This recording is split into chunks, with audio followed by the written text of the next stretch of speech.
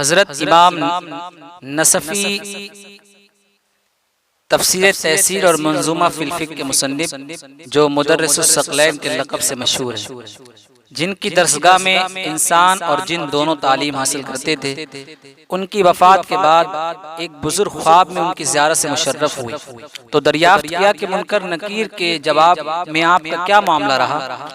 तो उन्होंने फरमाया कि जब मुनकर नकीर मेरी कब्र में सवाल के लिए आए तो मैंने उनसे पूछा कि तुम्हारे सवालों का जवाब ऐसे ही दे दूं या शायरी की शक्ल में दूं। तो फरिश्तों ने कहा कि शायरी की शक्ल में दीजिए। तो हजरत इमाम अमर नसफ़ी अलैहिर्रहमा ने फ़ौरन ही ये दो शेर पढ़ दिए, रब्बी अल्लाहु ला इलाहा सिवाहु नबी मुहम्मद मुस्तफ़ाहु, मेरा रब अल्लाह है, उसके सिवा कोई माबूद नहीं, और मेरे नबी मोहम्मद सल्लल्लाहु अलैहि वसल्लम में जो खुदा के बरगुज़ीदा हैं। दीनियल इस्लाम व फ़िअली ज़मीमुन अस्अलुल्लाह अफ़्वहु अताहु, मेरा दीन इस्लाम है और मेरा अमल बुरा है, मगर मैं अल्लाह ताला से उसके अफ़ और उसकी अता का साइल हूँ।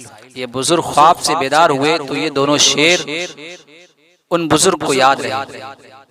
मालूम हुआ कि कब्र में मुनकर नकीर के सवाल का वक्त दर हकीकत मैयत के लिए बहुत ही मुश्किल और कठिन इम्तिहान की घड़ी है, मगर ये सबके लिए मुश्किल और परेशान कुन इम्तिहान नहीं है। अल्लाह वाले जिनके सरों पर अल्लाह ताला ने ला खौफुन अलैहिम वला हुम यहज़नून का ताज पहनाकर उन्हें अमन व अमान और बेखौफी इत्मीनान का सुल्तान बना दिया है, उनके लिए मुनकर नकीर का सवाल गोया तफरीह खातिर का एक दिलचस्प सामान है।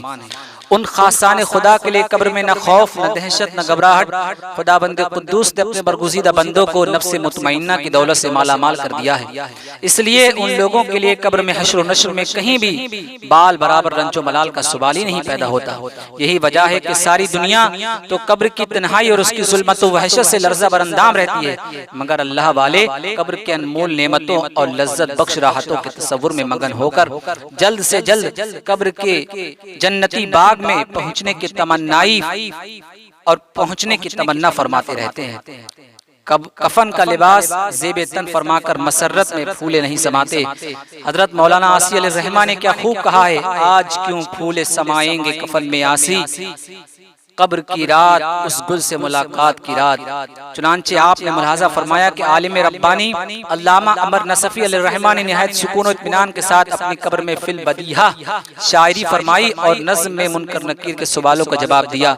अब आप ही बताएं, अब आप ही फैसला फरमाएं, क्या दहशत ज़दा और खौफ हिरास में घबराए हुए हैरान परेशान इंसान को कहीं शेर व शायरी सूझेगी?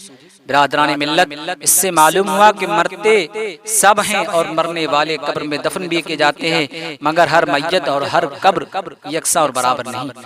कब्र किसी मैयत के लिए दहशत और घबराहट का खौफनाक मकान है और किसी मुर्दे के लिए जिस्मानी और रूहानी राहतों का सामान और दायमी मसरतों का निशान है। और हुजूर नबी करीम अलैहि तहियत व तस्लीम इरशाद फरमाते हैं, अल कब्र रौदतुम मिन रियादिल जन्नह, कब्र जन्नत की क्यारियों में से एक क्यारी है।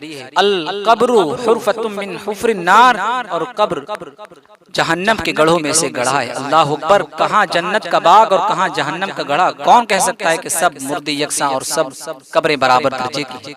यही वजह है कि हजरात अहले सुन्नत कब्र में और कब्रिस्तान में बुजुर्गाने दीन की कब्रों पर फूल डालकर चादर चढ़ाया कर इजहार मसरत करते हैं।